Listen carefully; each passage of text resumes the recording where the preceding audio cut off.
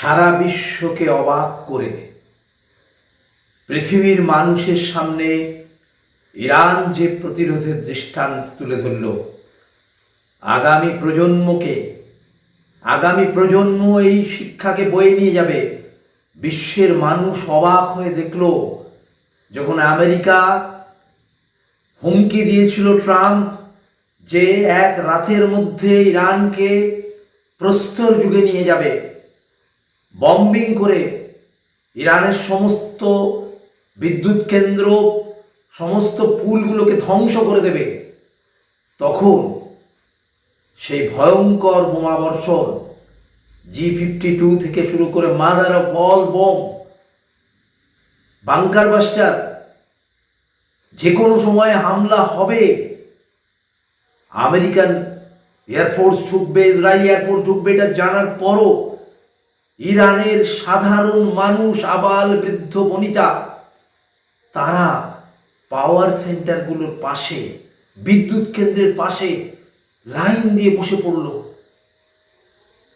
সেখানে বসে তারা বলছে, আমাকে আগে হত্যা করো, তারপর আমার দেশের বিদ্যুৎ কেন্দ্রকে ধ্বংস করবে।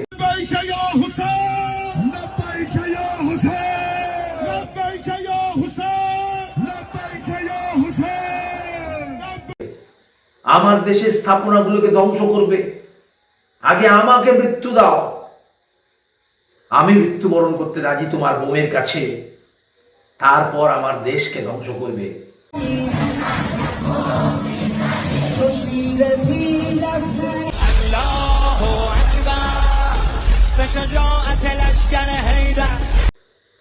ইরানের সেই বিখ্যাত শিল্পী আলী হামসানি, তিনি একটি বিদ্যুৎ কেন্দ্রের বাইরে অনশন অবস্থানে বসলেন, তার সেই বিখ্যাত গান মাই হোমল্যান্ড দুদিন ধরে বাজালেন।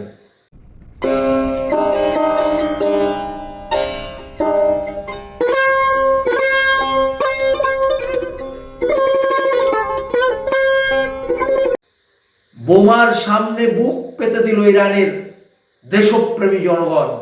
এই দৃষ্টান্ত ছড়িয়ে পড়ুক, মার্কিন সাম্রাজ্যবাদের বিরুদ্ধে আওয়াজ উঠুক, নিপাত যাক মার্কিন সাম্রাজ্যবাদ, ধ্বংস হোক মার্কিন সাম্রাজ্যবাদ।